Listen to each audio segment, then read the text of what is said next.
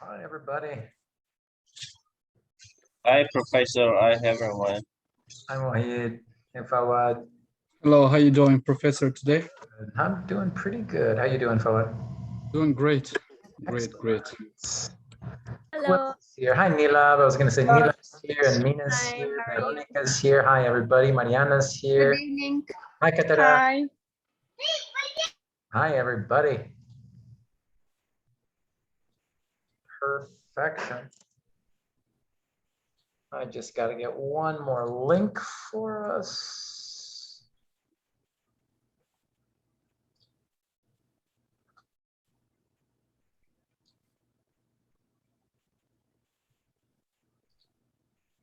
Mina says hi in the chat. Hi, Mina.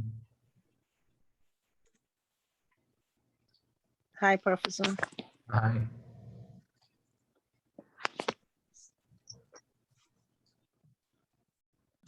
Perfection. Cool.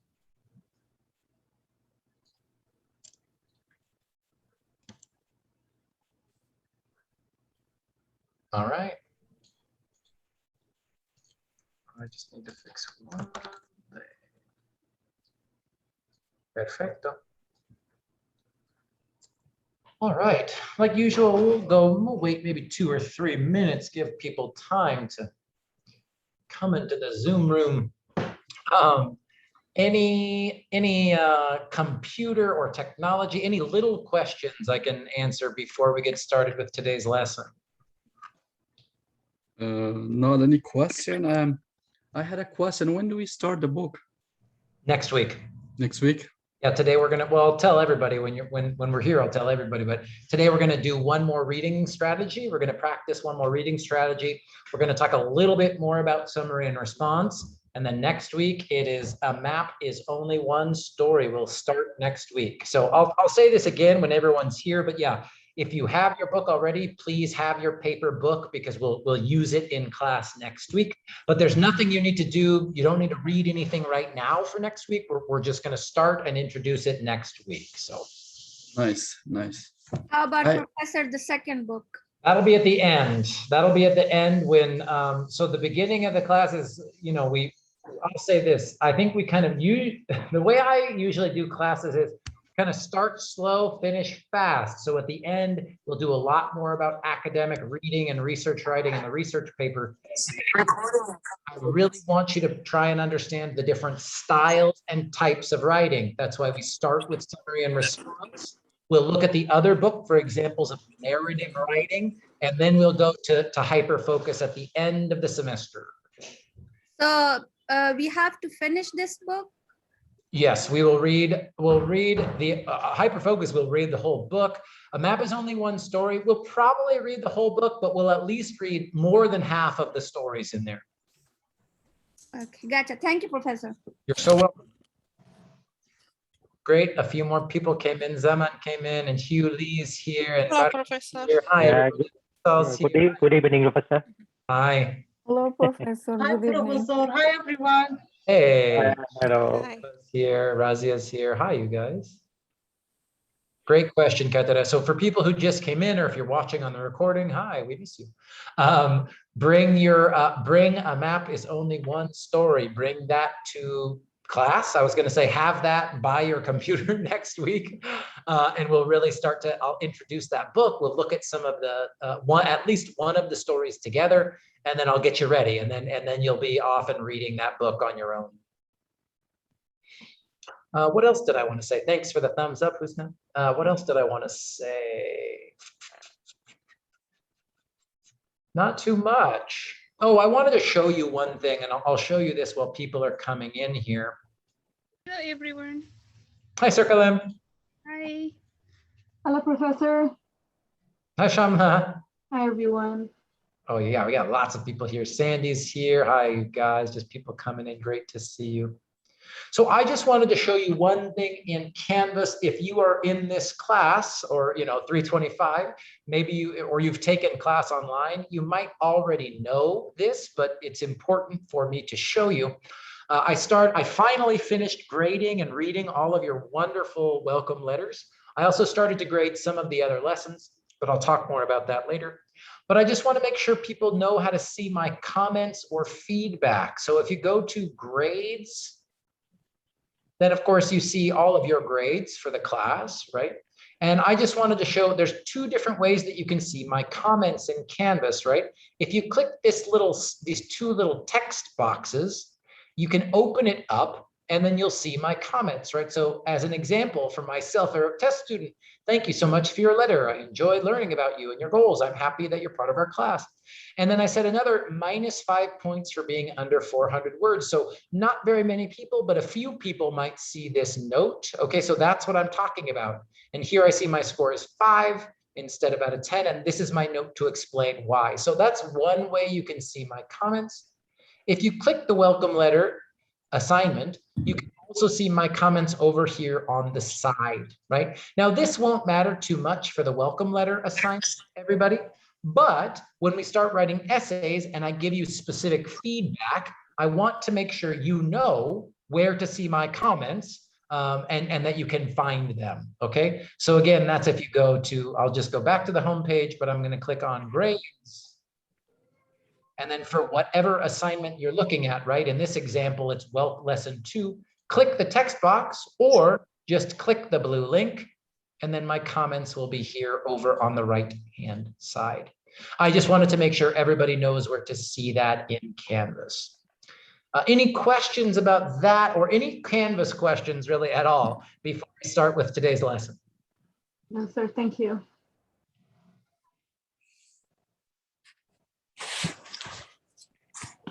Let's go.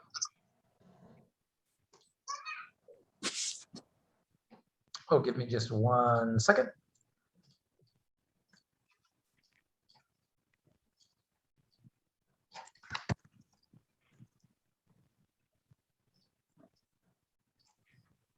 All right.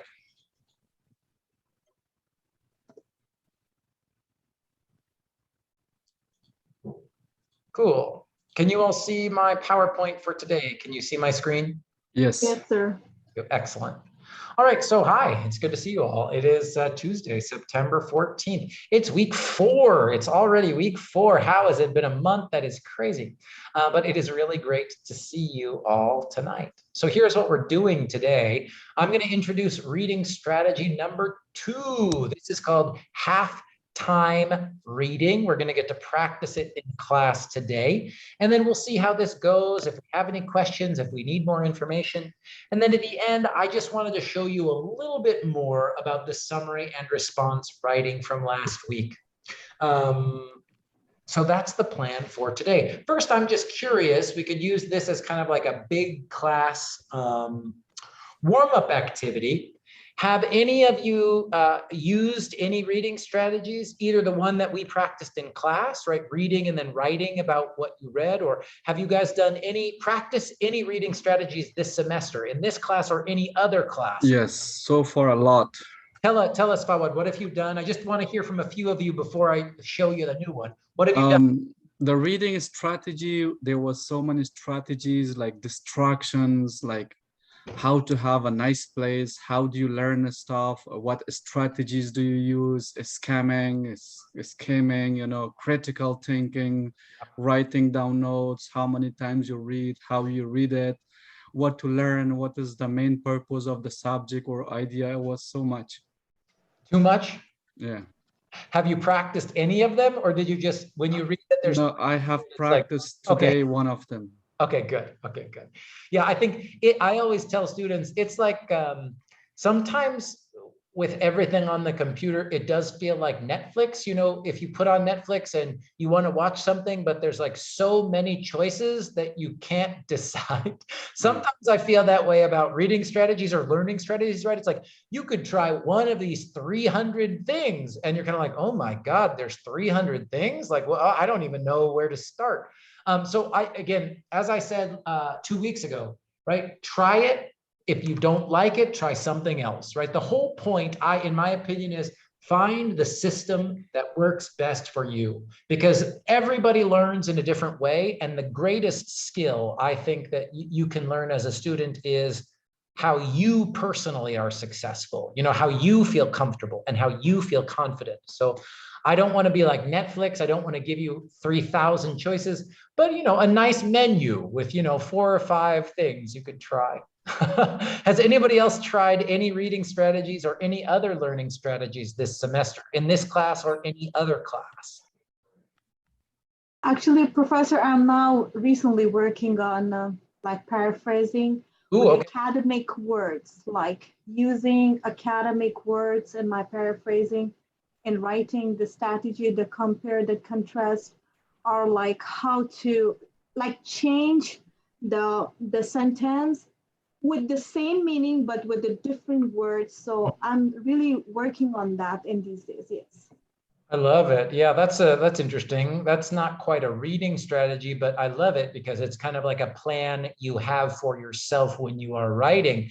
You're sort of just thinking more and more about paraphrasing. Very wise, very intelligent. Again, we'll get more summarizing and paraphrasing practice. Actually, Professor, in this matter, if one thing that I really just thinking about these days is whenever I'm try to paraphrasing with the words that I don't, don't know the meaning, when I'm trying to just search, so I can know the like, I can find more definition, more words. So what is the difference between these two words? Or if I use these ones, so they have a different meanings. So I think because of this, I need so many other words as well, because I'm paraphrasing, so I can just take all the list and about the definition, these things. I think I love it. Now it's really good, yeah. Yeah, I love it. And as I was listening to you, I was thinking, there's this thing, let me see, I'm trying to see if I can find. So this word up here, corpora is just I think it must be a Greek or Latin word, but it just means like an online database, a collection of writing. Oh. And this is something like maybe news on the web is a good one. I'm trying to remember the free ones for you guys. So this is an interesting example because these corpora will search real books, newspaper articles, websites, things that are online. And you could search for a word, like what was one of your words from your vocab, Shamla, was embark, right? Yes.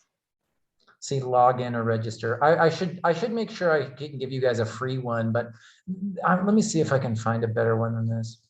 Anyway, online corpora are another way to see more examples of words. Free online corpora. I might just have to do a lesson about this, like put this together and show you when I have the full plan. But these corpora can show you examples. Okay, so this is a good one, right? So if I just type into this link the word embark, when it says website search results, it'll show you article. It searches the entire sort of, it's its own system for any time that word is used, right? So here's an example from July 2021. If you are a returning student, embarking on the next year of your study on a course, or here from just a few days ago, the research he will embark upon includes designing. So I mentioned these corpora for Shamla's comment there because corpora, it's not about learning the definition really, it's so that you can see many example sentences about how native speakers will use that word in context. So this would be something that's much more specific for like a learning strategy for vocabulary. But again, that's another way that you can just sort of, Shamla, as you practice using the word, I just really believe the more you see it in example sentences, the better you can understand how to use it. Because, the way that I design our vocabulary lessons in Canvas is, it's one thing to know the meaning of the word. It's another thing to actually use it in your own writing. Yes. You know what I mean? Professor, yeah, that's So, right. So let me, like I said, I can put this link. This one seems pretty easy and free. All right. Yeah, but I'll put the link in the chat, and then I'll write a note to myself here, and I'll put together a little lesson or something in Canvas in the student resources. But I think it's helpful. I think it's really helpful. See that, oh no, sometimes they want to charge you. That's why I stopped talking about this as much sometimes. The websites want to charge you money, and that I don't really want to do. There it is. Let's go with this one. So something you might want to play with. How about anybody else? One more person, anything else that they're doing, or a reading strategy, a learning strategy before we practice the second one for this class? Anybody?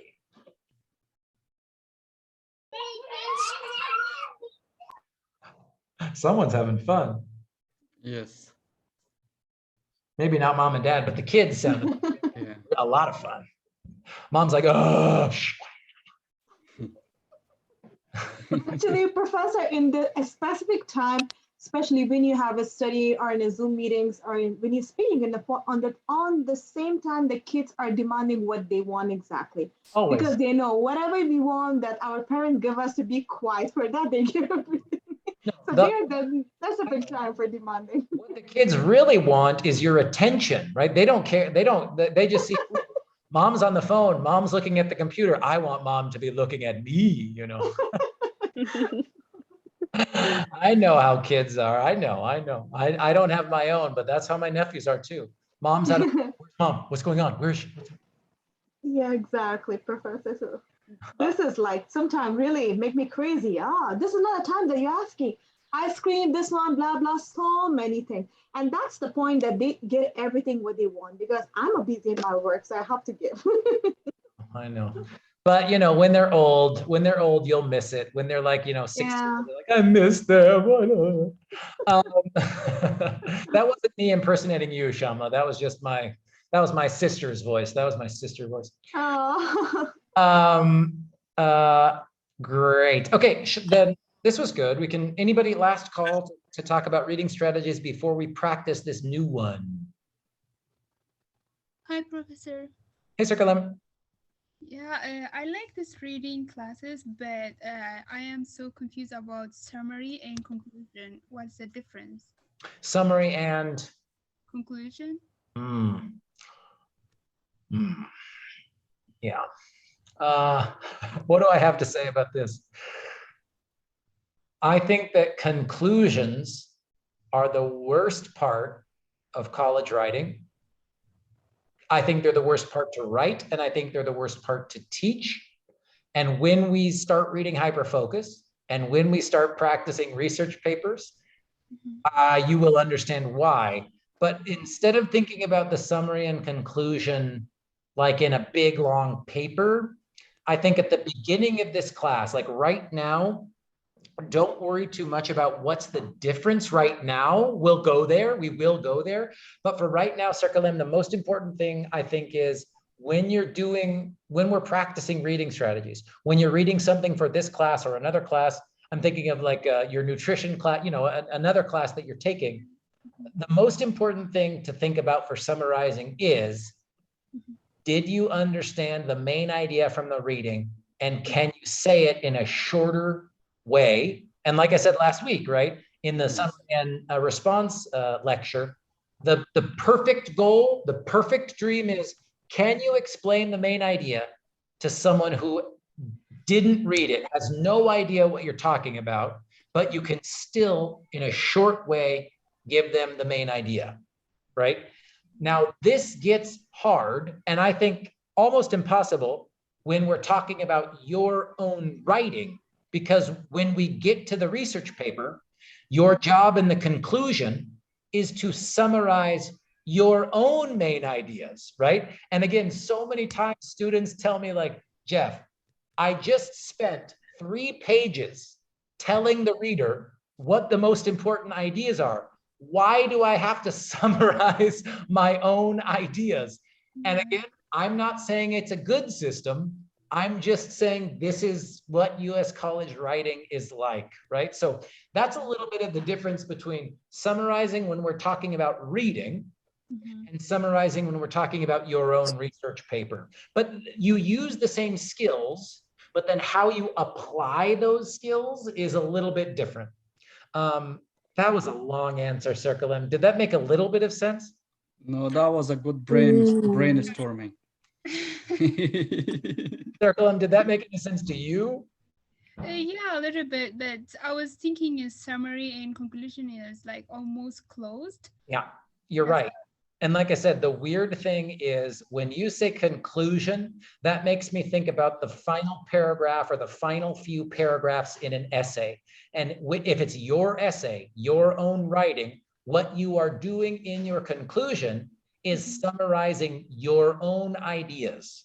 And like I said, for many readers, for many writers from different countries, they're like, why do we do this? Like, that's not the expectation in other college systems. But again, I'm just telling you, that's the system. For today, when we think about reading, right, I want you to think about summarizing is more like, did I understand the main ideas in what I just read? And could I explain them, speaking or writing, to someone who did not read the article, right? Yeah. Does that make a little bit of sense? Yeah. Yes. Thank you. Yeah. Again, and anyway, like I said, when I start talking about writing your conclusions, again, you'll hear me say it again. I just think conclusions are important, right? I'm sort of being a little bit funny here. It's important in college writing, but I do think it's really difficult to understand. Yeah, it's very challenging. Yes. It's difficult to teach. It's difficult to teach because it's a really very, very, very highly specific skill, you know? And I think anything, the more specific the skill you have to apply, the more difficult it is because there's less room. You know what I mean? Like if you have to put something in like a little target, there's no room for error, right? If you've got a bigger target, okay, like you could, there's a little wiggle room, there's a little flexibility. But I think a conclusion in an academic essay is so specific. So we'll talk about it more later. And of course, I think my general advice is when I ask you to read something in this class, just notice a little bit, what's the conclusion look like, right? What's at the end? The more examples you see, the easier, even though not easy, the easier it is when it's time to start writing your own, you know? Wow. Oh, so hard. I know. I don't want to scare you. It's only week 4 now. Everyone's going to be like, we got to drop the class before week 10, you know? But it's a great question. It's a really, really great question. And I'll say a little bit, we can practice doing that right now, a little bit, you know, a short, easy version of it, because we're going to do this second reading strategy here, and we're going to read something together right now. Great. Amazing. Amazing, amazing, amazing. Perfect. So here's the reading strategy that I wanted to show you today. And the reading strategy that we talked about in week 2, as I said, where you read through something and then set a timer to write down, that is really good for memory, right? That is really good. You know, the things I'm going to show you have very specific goals. The first reading strategy is sort of, you know, scientifically shown to help you remember things better. The activity that we're going to do today is all about understanding. So a little bit like Circle M's question about summarizing is perfect, right? Because this reading strategy is really designed to help you understand and focus the main idea of what you're reading, right? And of course, you know, summarizing and memory, these things go together, but they do have sort of different goals, different objectives, right? So here's what we're going to do. It's called half time, and you'll see why it's called halftime in a second. So the way you can do this, and you can do this at home, you can do this anytime you want, but we're going to do it together, is you're going to set a timer on your phone, and you're going to commit to reading for the whole time, no stopping, even if it's 10 minutes.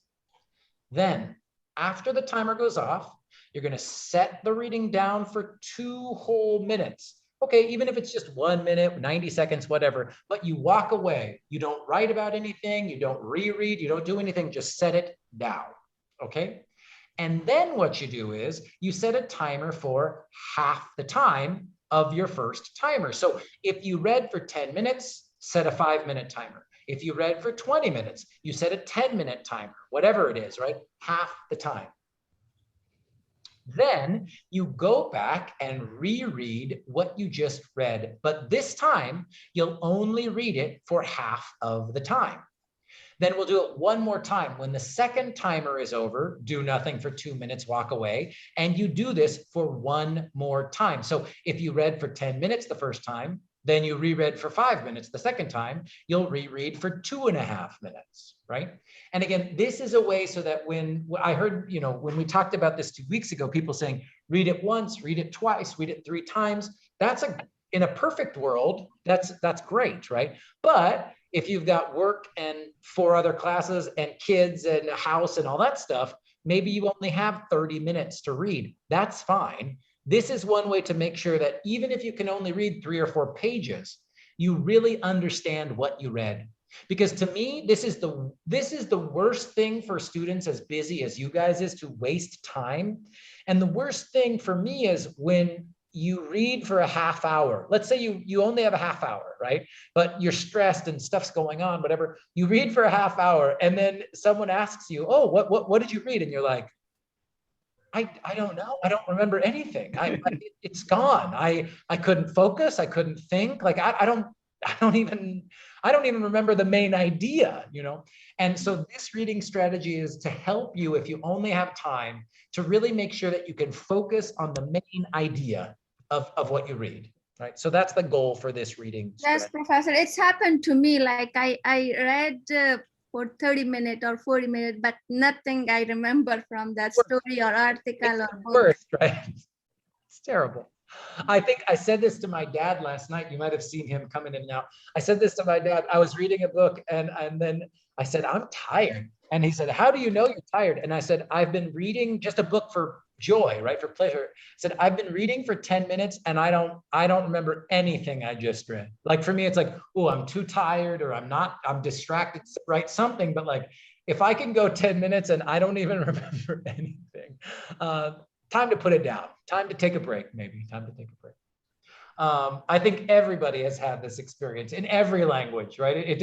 Language doesn't even matter. Sometimes it's just, Even biology, chemistry, the same. it's just life, it's just life. Only brain matters. I'm telling you, oh my. Concentration and focus. It's so hard though, right? Like we know these screens, these computers, these phones, they lower our attention. It's harder than ever to give your attention to a book or something. So that's why I do think teaching reading strategies is important, right? It might not work for you. It might not be the best, but to have some plan can be really helpful. Okay, so does this make sense? Because we're going to practice it. We're going to do 10 minutes break, 5 minutes break, 2.5 minutes. So does, the way we do this is pretty obvious, I think, but does this make sense how to do what we're doing today? I think so. Good answer. All right, I've got a really short, it's not that short, but it's not crazy long article for us to read. I'm going to put it in the chat so you can open it on your own computer, open it on your phone, read it however you want to read it. It doesn't matter. And I'll project it up on the screen here for us too. But this is called A History of Translation, right? We're kind of moving away from this theme of translation. It's going to come back up again when we start to read our book next week. But this sort of like theory or big ideas about translation, we're going to move on from that after this week. But can everybody access the article or open the article? Through the chat? Yeah, I put it in the chat. This is the second link. Yes, thank you. The second link. It should look like this translators family up here. It says connection, communication, culture, a history of translation up at the top. It looks just like this. Yes, we can access. Yeah, we can. Yeah. Excellent. I heard a few people saying yes, thumbs up. I see some people nodding their head. Everyone, I already have it. Excellent. Perfect, perfect, perfect. So this is what we're going to practice halftime with, okay? I'm going to give you 10 minutes to read through the first time. Then I'm going to take a break. Then I'll give you 5 minutes, then a break, then 2.5 minutes. And we're going to talk about it together at the end, but we're not going to talk about it after each time, right? So 10 minutes break, 5 minutes break, 2.5 minutes. So I'll be here. I'm going to mute myself, but again, type me in the chat. I'll be right here if you need me. But otherwise, I am going to put a 10-minute timer up so that you can see if you want to. From till the end? As much as you can. Great question, Fawad. So if you were doing it like a book, you just read as much as you can in 10 minutes, right? Thank you, Fawad. This is really an important question. I don't want you to feel like you have to skim. You can go as slow as you want the first time. But the point is, whatever you read, however much you can read in 10 minutes, that's great. And then in the 5 minutes, start from the beginning, right? Start at where you read and see, do you finish all of it? Can you start reading another part of it? That's part of this activity. That's part of this learning that you're going to do here, Fawad. So great question. Yeah, as much as you can. But if you only read 3 paragraphs, totally fine. You read 3 paragraphs. That's great. Great question. Thank you, Fawad. Any other questions before we get started here? Yes, I couldn't find it. Where was it? Sure, I'll put it again in the chat. Can you access the chat, Circlem? No, I didn't see chat today. It used to be, but not today. I don't know. Oh, let me stop sharing my screen and see. The other thing I could do real quick is just send it out as an announcement so that you can access it from your email. I could do that too. Yeah, maybe my email. See Sure. Let me do this really, really, really quickly, you guys. I'll probably go back and delete this announcement, but for now, I'll just say link.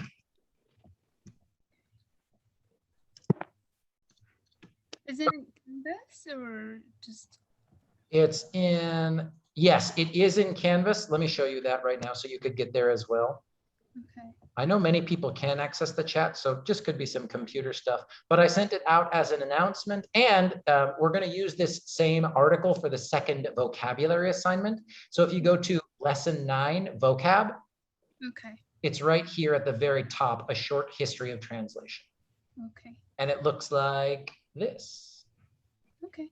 And of course, I'll keep this on the screen too, but I don't know exactly how fast people are reading or where they are. So I might be in a different place than you. Okay. So let me start the timer.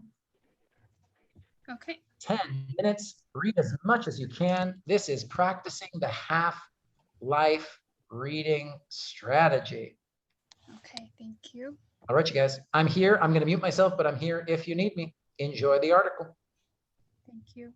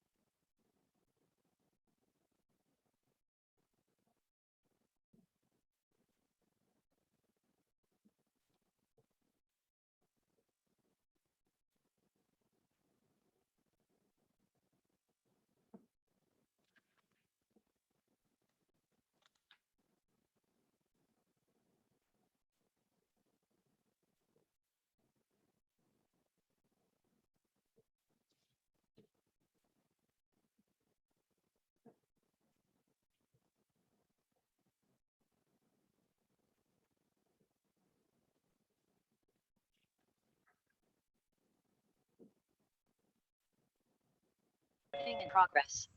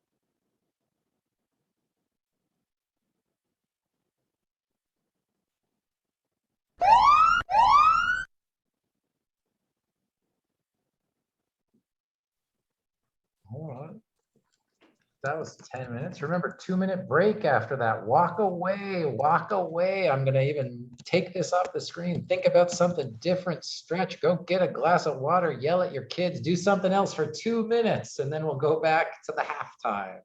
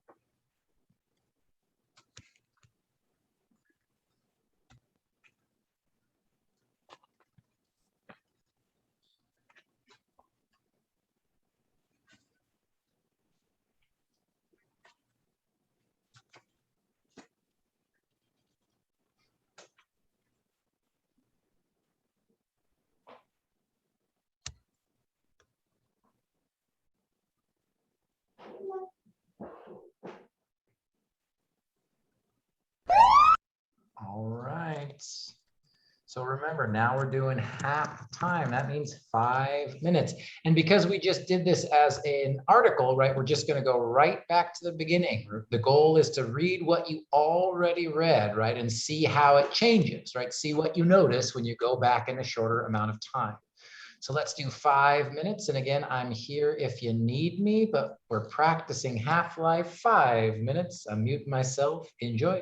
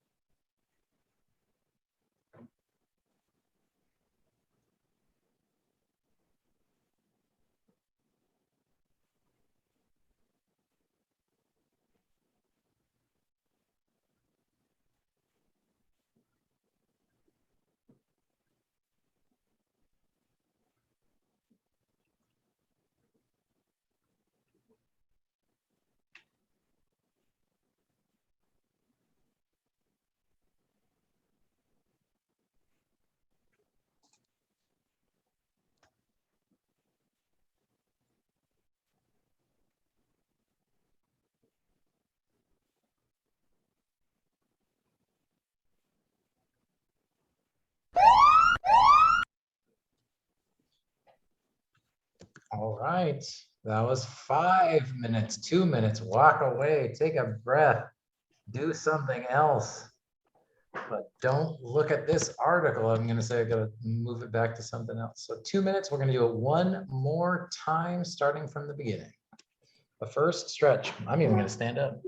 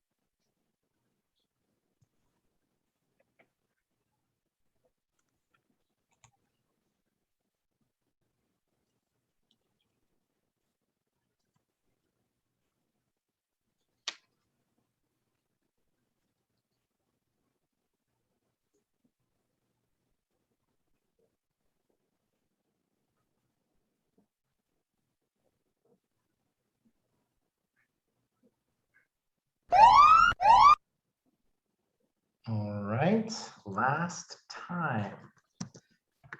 2.5 minute timer. Again, starting from the beginning of the article. Last time, especially this time, I'll just suggest try to be aware of what you notice, right? What do you notice now that we do this third time? What do you notice about what you remember, what you understand, what you're doing as you read? Just try to be aware of it as we do this one more time, 2.5 minutes. Here we go.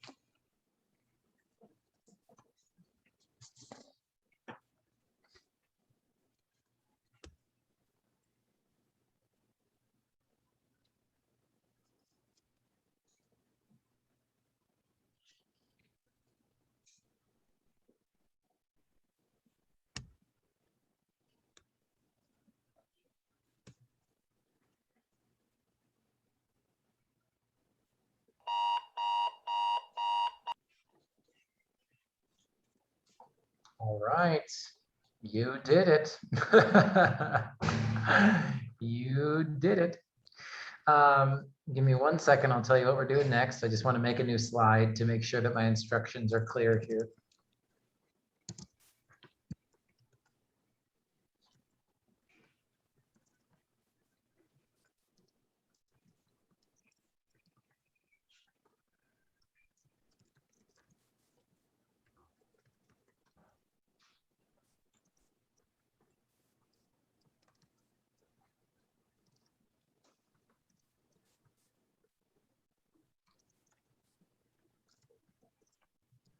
Cool.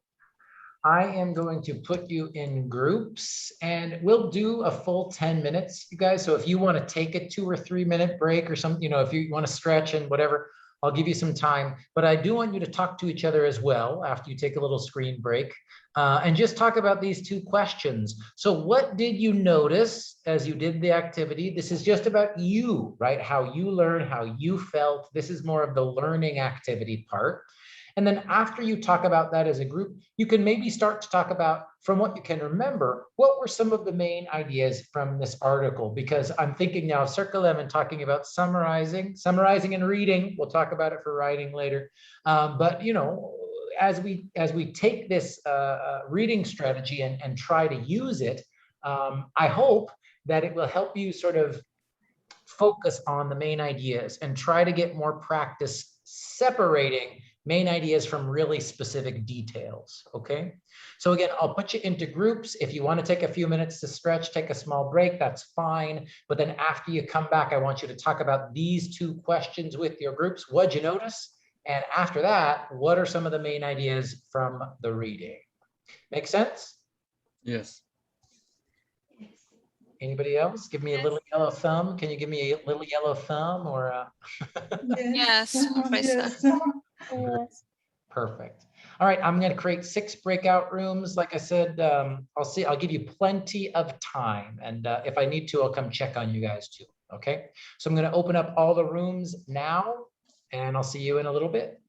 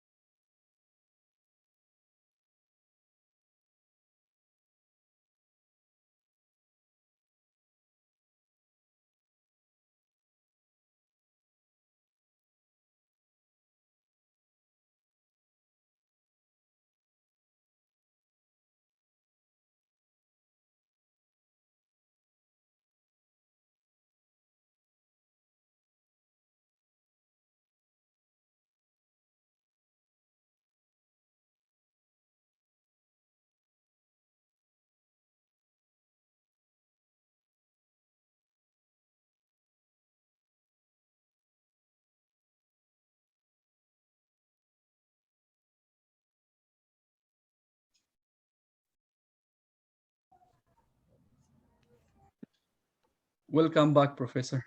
Welcome back. Welcome back. Hi. All right. Some members are all the way back. Some people still talking. That's great.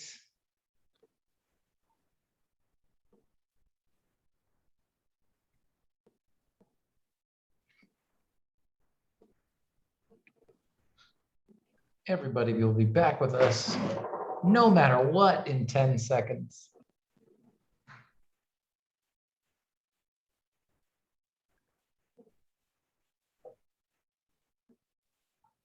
Perfect. Recording in progress. Yes, Professor.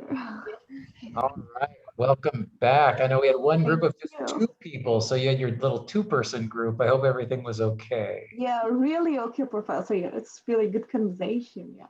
Good. That's just Professor Shamla. She has a lot of information about history. I love it. Oh my gosh, that's Actually, Professor, history is my favorite subject. In history, I love to know everything. And whenever I just read, I take right away the shot, the meaning, or what is the main point, because I really love the history. Yeah. That's great. That's awesome. So we can talk about that history in a second, but first I want to talk about, so we'll talk about the article and all the interesting facts and history, and Shamla probably has some other history that's connected to that. But first I do want to talk about just what you noticed, right? What was this like? Now, this is the second reading strategy that we've tried. I know it's in a class right now, so it's a little sort of different way to do it. But what did you notice? Anything? No wrong answers? I just want to know, what was it like for you to do this activity? Yes, this activity was good. It was a time set. There was no distractions.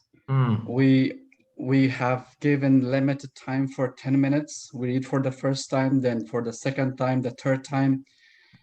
We had to share our ideas with the classmates, what we have learned, and we put all our information together, and it's kind of like a summary, that's we taught each other with those information. For example, I catch some from part 1 and the other guy catch some from part 2, the other guy catch some from part 3, and the other guy catch something from part 4. So we put all the information in one piece of paper or discussion, whatever, and after that we gather all of them.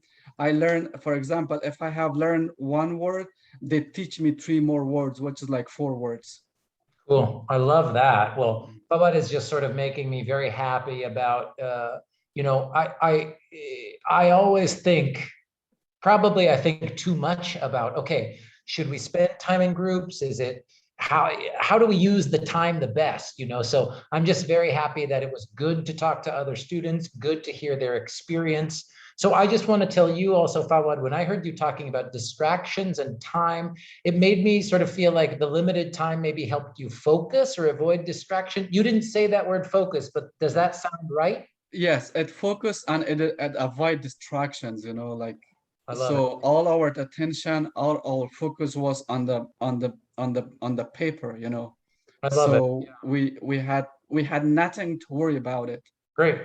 Perfect. And then he was also saying, one thing that I think is very true is, when you get in your groups, you saw, ooh, I understood this idea and someone else understood this idea.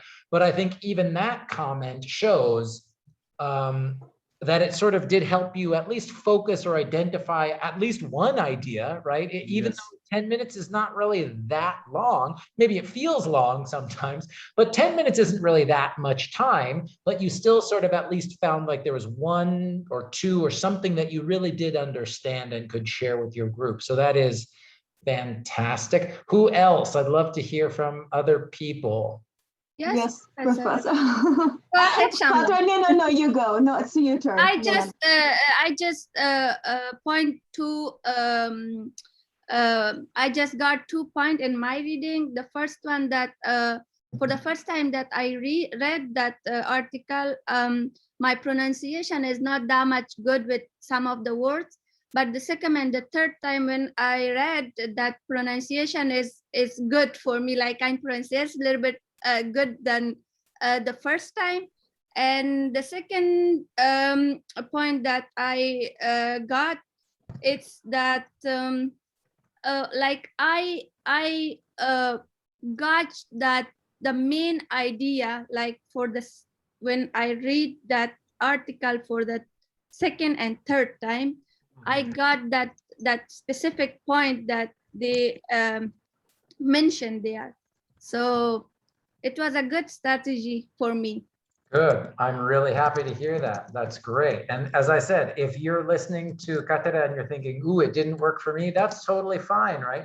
But I'm glad that it worked for you, Katera, and you know, please use it if you can. I'll just share for me, this is one of my favorite things. Like when I was in graduate school at UC Davis, oh man, setting a timer, it was essential because at first I didn't set a timer and I just felt like, oh my God, like I need 30 hours, I need 40 hours, but instead I was like, no, Jeff, you have 1 hour. Like how much can you understand in 1 hour? So I'm happy it worked for you, Ketera, because this is one that I like personally too. Who else? Did I see Shamla or Sandy? I'm not sure. I heard a few other voices. Anybody else want to share? What did you notice doing this activity? Actually, Professor, the first thing, because the topic is interesting, so it's really easy to get the main point really fast and what you learn. And I think this is something that from last 3 weeks, we're working on translation. So from where it started, so it's really interesting for me. So I think the thing that first I read, that I just, just focus, I didn't focus really in the words, but the second thing that after that, I just try to just think about a little bit about the words and to figure out what's the meaning of that. And when the third time I start to reading, I totally understand that what is this word in this line? What is the specific meaning about that? Because when you first and second time you learn, read something, you see automatically you know the main ideas and the words, the meaning thing. So I think this one is really, it's a good idea for me. I will try this. Yeah, sure. Excellent. I'm really happy to hear it. That's great. And I love Shamla and Katera both were saying, okay, the first time it felt like this, then the second time it felt like this. That's exactly what even if you don't want to share with the whole class right now, try to become aware of how it changed for you, because that, I'm telling you, when you become aware of how your own brain works when you're learning, that changes everything, man. So just the more aware you can be. Who else, though? I'd love to hear from at least 1 or 2 more people. I just love to hear what people have thought about this activity.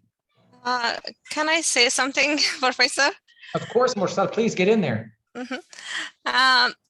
And I'm not saying it's not good for everyone, but some of people or person or our classmate, it's not good for activity for them. They are very slow in reading, so it's not good enough time for them to read, to focus in main idea, focus and words, vocabularies. So for me, it was good. The first time when I read, I just read. The second time, I focus on words, vocabularies. And the third time, I find the main idea. Okay. It was good for me. Cool. Okay. I know Mursal didn't say this, but I'm just sort of using the pronoun here. I felt rushed, like I didn't have enough time, so it wasn't a good strategy for me. That makes sense. I could understand that this might not be a good strategy. That's how you felt. That's totally okay. That's totally okay. Yes. Anybody else? Good, bad, or in between? There's no wrong answers here. What'd you notice? What'd you think?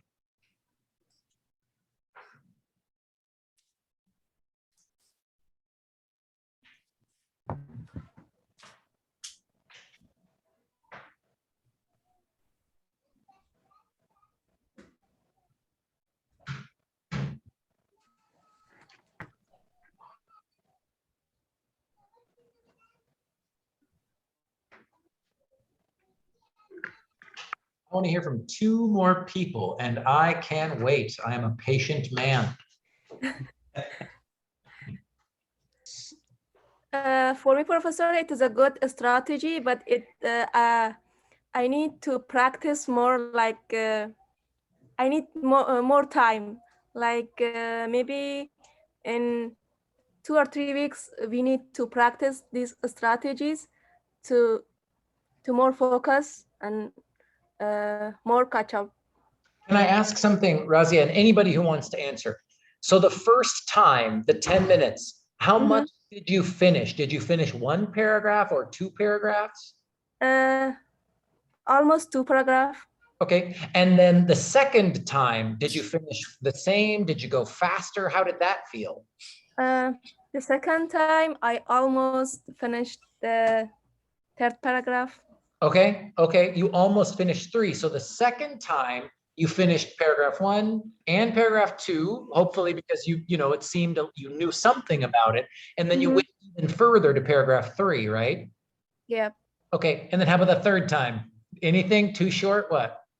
Yeah, almost the same. I start paragraph 4, but the time is finished.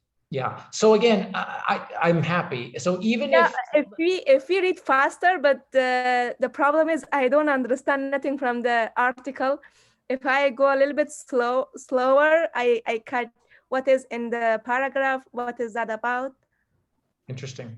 Cool. Interesting. Great. Great. Great. If So I maybe read faster, maybe I can read, but the problem is I don't catch anything from the article. Got it. Yeah. So maybe you're right, Razia. Maybe, excuse me, it is different for each student, your previous experience, how much reading have you done? How does your brain work, right? It works different for different people. So maybe you're right. If you're still sort of focusing on your own reading speed, then the timer maybe isn't helpful, right? So I think that's totally fine. It is helpful. Yeah, as I said, the strategy is really good and helpful for me, but I need to practice more, like maybe every day, 10 minutes or 15 minutes, I need to practice.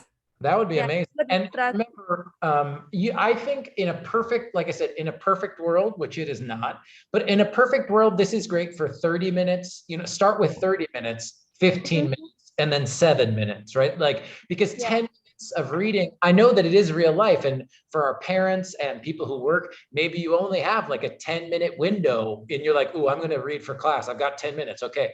But again, it's even better if you do have 30 minutes so that you don't feel like, oh my God, I only have 10 minutes, you know.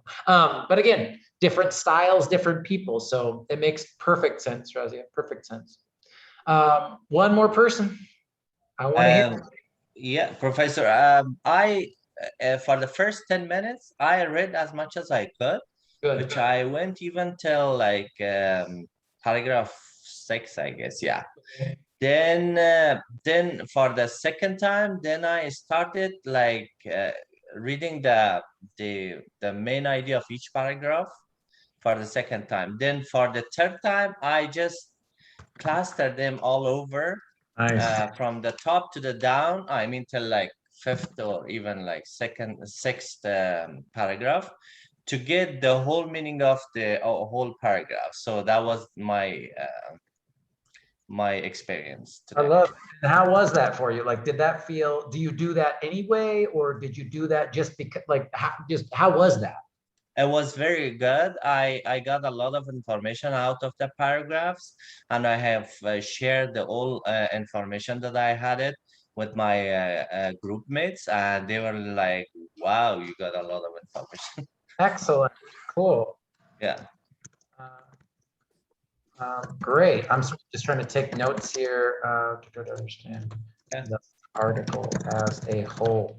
Yeah, and again, I want to be really clear here, right? Like, this is one thing. Reading speed is absolutely something that is connected to our past experience, how comfortable we feel. And even though we're all in 325, right? We all have different skills in English language. We have different, some of us love vocabulary, some love the sentence grammar, right? We all have different skills. So like I said, I know that as a teacher when I grade your work, but I hope that you all know that I know that. I don't have any expectation for where you should be. So, you know, Wahid said, if you feel like, ooh, this was great, I had a great experience and I felt really comfortable, that is great. And if another student didn't feel comfortable, that's fine. That's why we're in this class. We're working on it. You know, we're all learning, we're all improving. For me, it was excellent. Yeah. Good. I'm glad. Excellent. Okay. Any other last ideas or questions about this reading strategy? I give it to you. You can use it, not use it.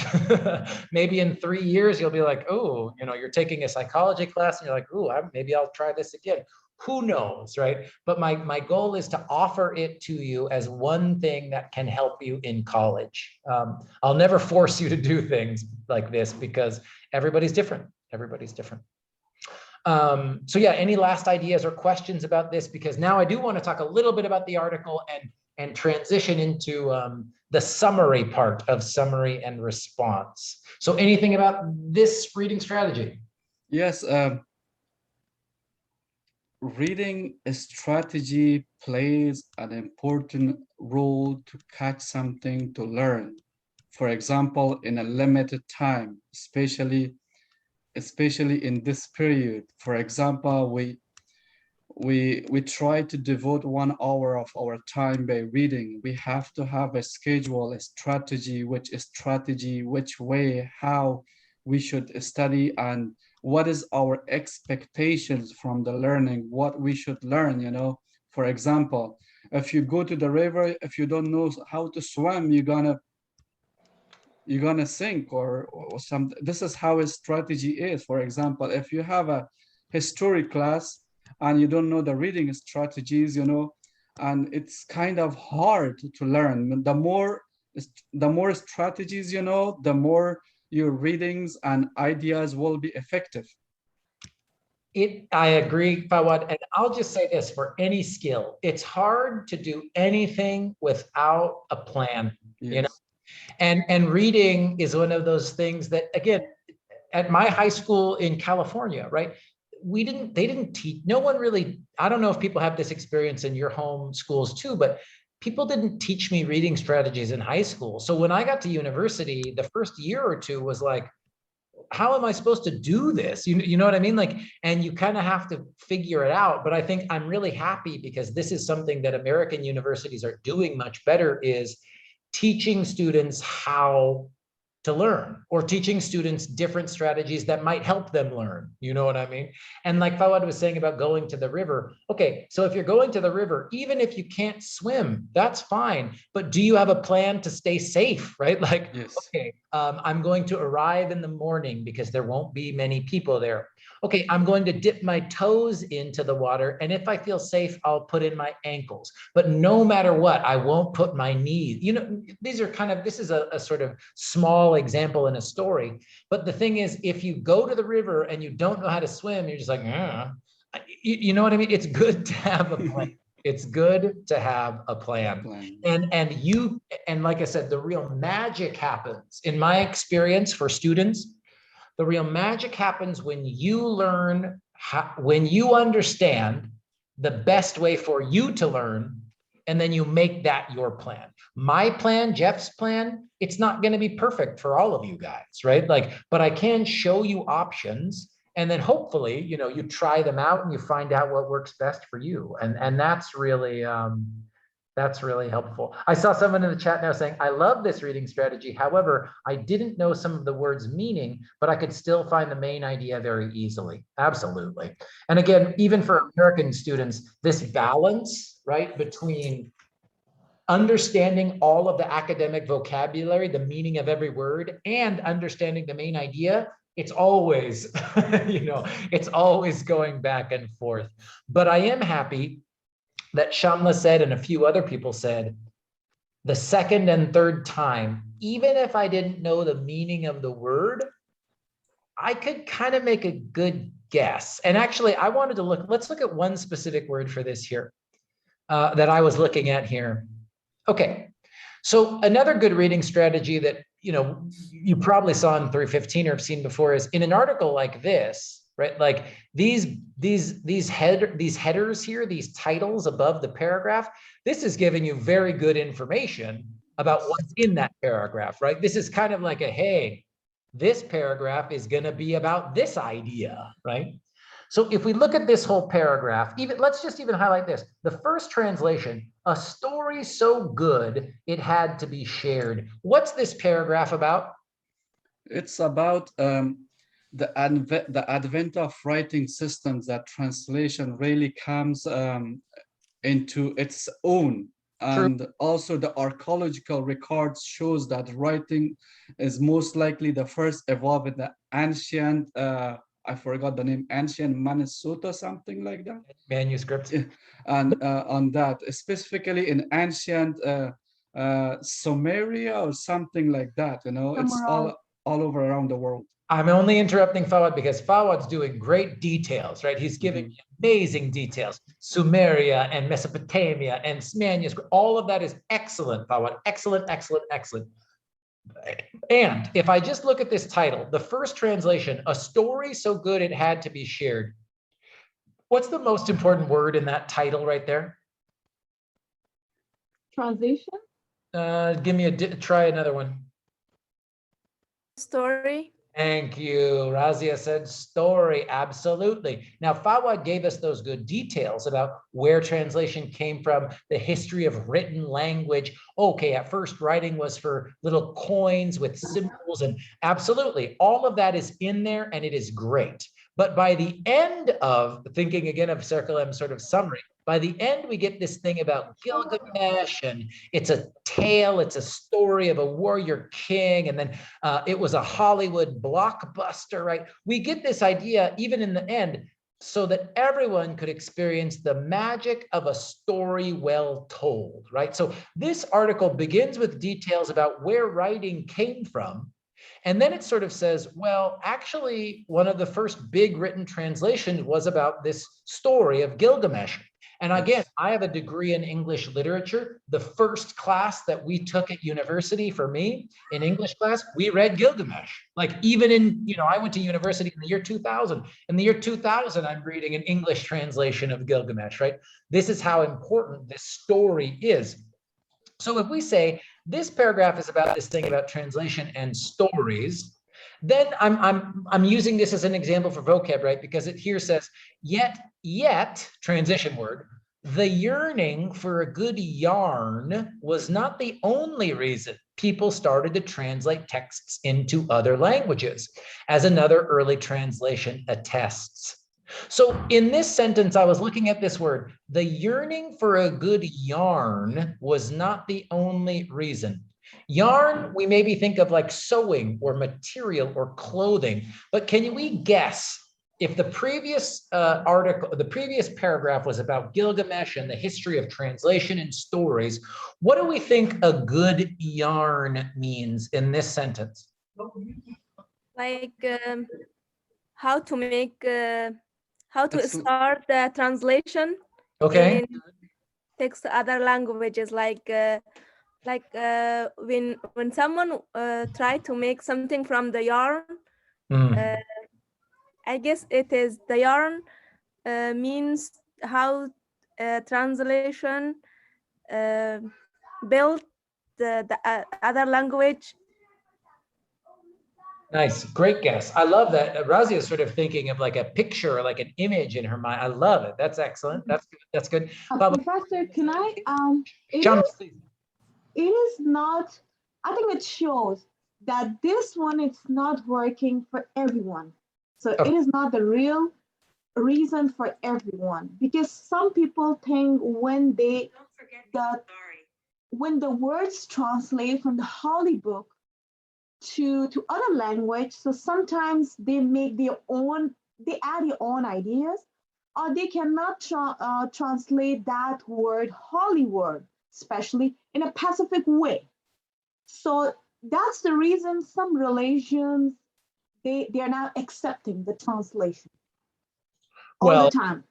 Well, again, we could talk a whole lot about translation and religion, of course, because we have so many Muslim students and the Quran, and the issue of translation in the Quran is very interesting. It's very, very, very interesting. I agree, Shamla. We do have different feelings and opinions about words even before we see them. But just to go back to this sentence, the yearning for a good yarn. This whole paragraph was about stories, telling stories, right? People created translation, or people started doing translation so that they could share this really important story. Story, story, story. Then in the next paragraph, we get, yet the yearning for a good yarn was not the only reason people started to translate texts. So again, I know that this is tricky and difficult, but I'm trying to show you here, good yarn, yarn, we could use that word to mean the same exact thing as wish. Story, story. Story. So go to Learner's Dictionary.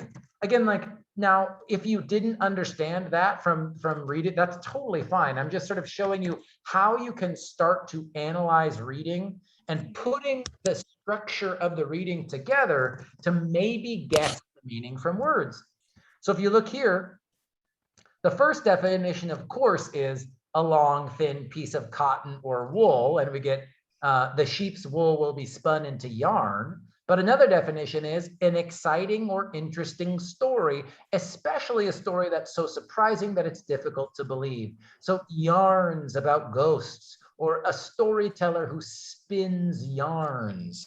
And that's how they're using it in the article, right? Where it says, the yearning for a good yarn, the yearning means people wanting a good story wasn't the only reason they started to translate texts. And instead, then we get a transition into, like Shamla was saying, this whole paragraph is about translation, not of stories, but of what? Religion. Exactly correct, Yuli. Exactly correct, right? So this, and again, when you go through, kind of like what Mohid was talking about, the first reading I just read beginning, middle, and end. The second reading I kind of tried to read in order. The third reading, he said he was jumping around. When you start to just practice that skill of jumping around to understand, like, wait, what's going on? You can use those types of clues, right? Not just the organization of one sentence, but how the author organized the different ideas in the article, in the chapter, in the book, right? Or whatever. And again, it's not my expectation that you all understood that yarn means story, but hopefully now that I told you, you can sort of see the connection even in just these sentences that I've highlighted, right? A good author, a good article is trying to connect the ideas in a way that will help you understand, right? That will help you understand. And of course, when English is your second or third or fourth language, it's more difficult to understand, right? But we can still try to practice some of these same skills. Perfect. So I just wanted to show that example about sort of making guesses, right, about vocabulary, even if we don't know exactly what it means. And I like this article because there's some really easy words and there's also some really interesting, more academic words. So cool. So let's talk a little bit about, I can feel like we've gone pretty deep and we've been pretty focused. I feel like now I've done Zoom enough, even through the computer, I can feel like we're a little tired, energy is a little low, that's fine. We'll just do one more activity. Maybe we'll finish a few minutes early today. But let's talk about this, because summary, like Circulem said, and I've been thinking about all class since she asked that great question, is so important. And we're going to be practicing it all semester. So let's talk a little bit about this, and we could just open this up. What were some of the main ideas in this article? Another reason that I choose this article is it's got a lot of interesting main ideas, but like Fawad was sharing, tons of great detail too, right? Dates and examples and specific vocabulary. This article's got a good mix of main ideas and supporting information. So what were some of the main ideas that you saw in whatever you read? One paragraph, two paragraphs, the whole article, it doesn't matter. What were some of the main ideas that we saw? The main idea that I understand was how translation was 40 years ago discovered, and how it's makes easy the business today and how translate, create, and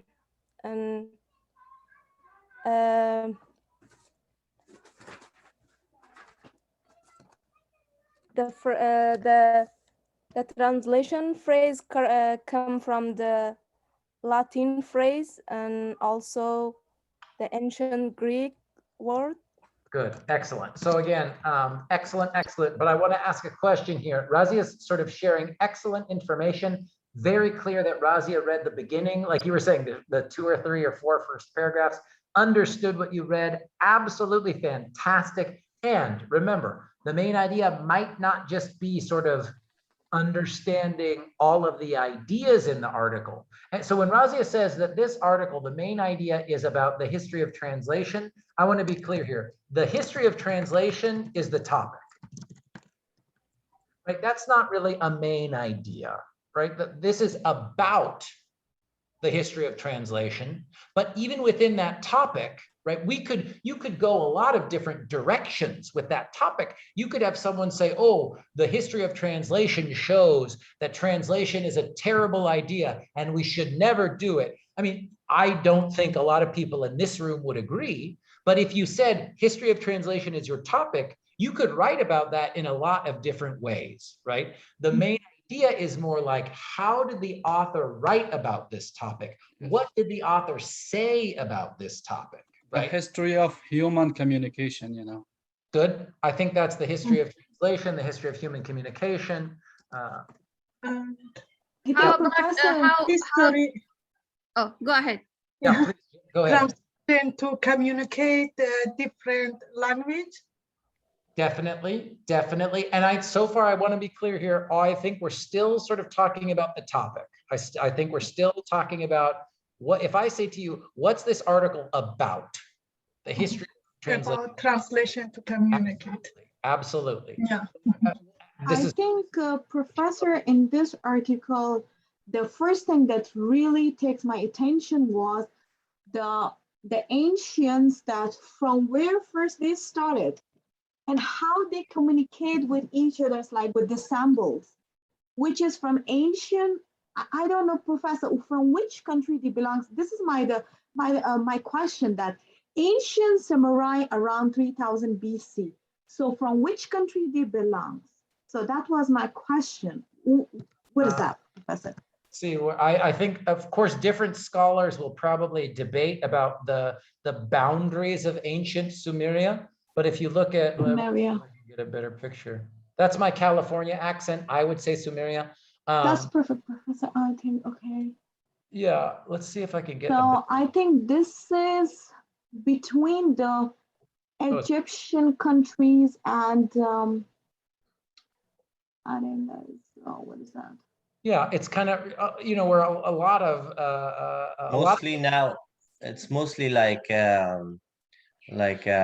close to now to Syria, like it's Arabic, near to Jordan, Arabic countries. like Jordan country, like Arab. Yeah. You're right. Yeah, actually, Arab world, yeah. So I think, and it's because I never heard this before, Prophet. It's really like interesting for me, like 3,200 the first time they like made, because when I first started thinking, I was thinking, oh, the Romans are probably the Greek people started, or the Buddhas they started. But when I hear this one, it's taken all my attention here. So the main point for me was this point. Yeah, absolutely. So that's really interesting. So let's talk about that, but just to make sure here. And it's really interesting because often Sumeria, some of these things sort of overlap. This is showing me Assyria. But oftentimes when we think about writing and translation, this is a very popular thing to say even now, is this idea of the Fertile Crescent. And of course, fertile just means all of these beautiful rivers are here. So that's where human civilization could develop, right? And a lot of this now, like you see here where it says present day Iran, but of course, so a lot of Arabic culture, and there's a lot of Persian, the history of writing in Persian culture is also very, very strong, is very, very Yes, Professor, you're right here. So absolutely, all of that, like you were saying, is before the Greek, before before the birth of Christ or after the birth of Christ, AD, AC, or BC. thousands of years before And the Christ. second thing that the Chinese people, the Chinese traditional, they use the Indian book, which is Sutra. I know a little bit about this book. So because this is the story of the Buddha, which is Siddhartha. So I saw also the documentary of this one. So they used to try to the old vision of, I think the old language of India, which is Sanskrit. I think they started from that to translate, and they just take to their own in the traditional, because the Buddhism and the Chinese with the traditional of Buddha and the sutra. So this is really interesting, and it is really main point for me as well to see. Good. Let's sort of use that Shamla's great point as an example to talk about how do we start to notice the main idea and the supporting details. So if you look at a lot of the things that we're talking about here, like the details that we were talking about here, ancient Sumeria, where the names, the times. Lists of Sumerian deities, dates 32,000 BCE, before Common Era or before Christ's birth, absolutely. But if we look at this whole paragraph, right, it says the first translation, a history so good it had to be told. If you read through this paragraph even, what do we think the main idea just of this paragraph is? Or maybe there's one or two, but not just details, dates and cities and locations. What is the most important information in this paragraph? What do we learn? I think, Professor, how important the translation in human being lives. I don't know. I think that's the topic, not the main idea of this paragraph. Oh, just for this paragraph? Just this paragraph that I have on the screen now. What is the main? It is the major of good story. Yeah. We already excellent, absolutely. But there's something about stories and translation, the connection between these two things. But even before we get to the stories, which, like I said, is a main idea, we get, híjole madre, we get some other information at the beginning. Like, why is he talking? Why is the author talking about Mesopotamia and clay tokens and cuneiform printed into damp clay with a reed? Why are we talking about all of this stuff before he talks about translation? Because it shows how they started translating, from which part or from which method they started. And that's okay. You're right there. You're right there. You're so close. It shows, yes, before translation could happen, what had to happen first? They speak with the symbols. Speaking becomes speaking first, and then what? Writing. Yeah, writing symbols. Yes. Oh, absolutely. So one main idea is that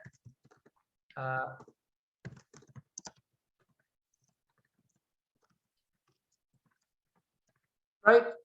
The invention of writing, the creation of writing in the written language allowed for translation. And actually, even though it sounds very academic, we do get, he basically says this for us in this paragraph, right? Because he says,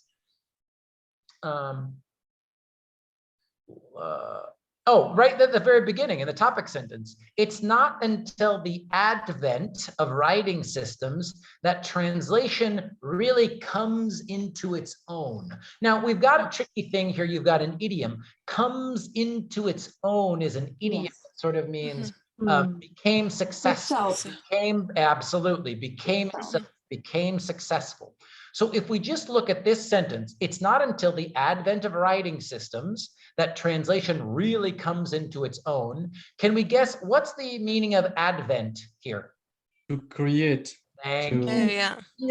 Yes, so creation, invention, making, the first time, right? So if I say one of the main ideas here is the invention, the creation, the advent of writing allowed for translation, then connected to this one main idea, we've got all these supporting details that are connected to that idea, right? What are some of the supporting details that we've already talked about here? Supporting details like shouting over a great divide, like And remember, like supporting details, like I said, are often dates, locations, details. Names. Yes, names. So what are some of the names that we get connected to the invention of writing? like the names of the what do we call the ancient Mesopotamian, you know? Absolutely, ancient Samaria. What else do we see? What other details? The archaeological records. Yes. Professor Gilgamesh. Gilgamesh. Like Sumerian epic poem, you know. Now let me ask a question. Now again, we're just practicing here. But if I already put this on the board, like because we had Baran was talking about stories. Gilgamesh. Do we think Gilgamesh is connected more to this idea of invention of writing, or is Gilgamesh more connected to stories? To stories. To stories. Supporting detailed stories. Yeah. Absolutely. And again, I know that this goes really slow at first, you guys, but I swear, after doing this job for so long, I really think the only way for you all to learn how to see main ideas and supporting details is to do this together, because I've talked about this with so many teachers, like, how did you learn to find the main idea? I really think it's just practice, years and years of public school in the United States. You know what I mean? So I think Gilgamesh is more about stories. If we say that each main idea has supporting details. So the invention of writing, we've got ancient Samaria, archaeology, and let's just even say, let's even say here, everything that I have in blue, what are other supporting details that you see in those blue lines? Like the date of the 3200 BC, you know, the Claytons, you know, like the Claytons. BC. I agree. Clay tokens is a really interesting and important detail. We also, I forgot, we saw ancient Sumeria, but we also got Mesopotamia. Like pictographic writing also. Yep. Ancient Sumeria, archaeology, 3200 BCE, clay tokens, pictographs. A form is another really interesting vocabulary word. Monumental inscriptions, you know. Yes, inscriptions. We've got this interesting stuff about very specific, right? How did, before paper was invented, you were talking about the writing in China. Of course, paper is invented in China before people were writing on, animal skins and stuff. Yeah. Here it says printed into damp clay with a reed and then set to dry in the sun. So we've got this like damp clay and reeds. I mean, we've got all these supporting details, right? And all of these details go back to give us more information about one of the main ideas here that I'm saying, which is this idea that the invention of writing really allowed for translation, right? Because he says before writing, it was really difficult for translation to happen, And then how about we'll talk about this together, but I want to do the next one. So this connection to stories and translation, right? So let's call this another main idea, cuneiform. There we go. And let's say everything that happened after here, what are some of the details that we get that give us more information about this thing about stories? What do we learn? We've got Gilgamesh. What else should we add to the list? We should ask the Greek poet Homer. Good. I think, Professor, they also made, the Dipla of this. I think they made a movie based on this. Am I right? Gilgamesh? Yes. Yes, I think a couple different. I'm sure in different countries. Yeah, too. because they mention here, so it's made it and it's really blockbustering. So that's a magical story that everyone can, because this is in a different languages, so it's really easy for people to see and understand what is the message for this one. And I think I will search for this for sure. I'm just watching this one for sure. And also they mention about the story that they wrote, yes. The Warrior King, Wild Man, and what was the first thing? Yeah. Absolutely. Then I think you're right. Even after we get Gilgamesh, we get even more detail. So Gilgamesh is a specific example, one story, one book. Then we even get more examples: kings, warriors. We get some even specific details about that story, right? So Warrior. Gilgamesh means story, Professor, or it's mean poem? It's the name of the poem. It's the name of the poem. And actually, it's the name of the character. The name of the man is Gilgamesh. So the name of the story is for his name, Gilgamesh. There's one other important detail, and then let's get out of here. It's late, we're tired, our brains are shutting down. We'll be practicing this next week, but with our book instead of this article. We'll keep doing this. There's some very important information with dates here. Remember, dates, names, and locations are always big signs of details and supporting information. This blue sentence that I have here, what do we learn in that sentence that's very important to the history of translation? The invention of goods been discovered on that year. Yep. Into Southwest Asian language, I think, and here in 2000, yes, in 2000 BC. We have our what? The examples. The example of written translation. Is it the 200th example, or it was what? I mean, this is pretty important, right? When I say 2000 BCE, the first example of written translation. Yes. Right. So and this is really important for you guys to understand, and I'll finish up here. I hope that as we keep going through this semester, why it's so difficult to learn this is because it's not just like one straight line, right? Like, unfortunately, the topic and the ideas and the details, they all work together, right? And I'm thinking of Wahid now saying he's jumping around. And when you feel more comfortable reading, I encourage you to do that too, because you see here, Razia, so many of you said, oh, the topic, what this is about the history of translation, right? Absolutely it is. But then in the second or third paragraph, we get this very important detail. In the year 2000 BCE, so 4,000 years ago, we have our very first example of written translation, which is probably a pretty important detail that if you want to say that this is about the history of translation, right? And I'm saying that because, again, you see how all of these things, topic, main ideas, supporting details, it's not a straight line, right? They flow back and forth together. And when we practice this type of critical reading, hopefully, inshallah, si Dios quiere, please, God willing, we'll start to be more comfortable analyzing this type of college reading for the main idea. Because it's so hard, you guys. I don't want to act like, oh, this is so easy. It's a really difficult skill to do. So if you're sitting there going, oh my God, like what is Jeff talking about? You'll get there. It's going to be fine. And if you're already on board, you're going to love the rest of the semester, because now you just get to practice this skill that you already feel comfortable with. But for so many people at the 325 level, it's the first time you're learning this skill. So be nice to yourself. Go slow. It's all good. It's all good. Thank you, Professor. Does this make, even if you don't know or feel comfortable doing it yet, does this idea make sense as I'm starting to show you on this slide? Find the main idea and show me the supporting details, because we're going to practice it a lot this semester. So at least what we just practiced together, does it start to make a little sense? Yes, it helps a lot. Yes, Professor. Yes, Professor, yes. A lot. Yeah. Just, we don't want to run really fast without any plan, or just blind our eyes and run away. So slowly but better.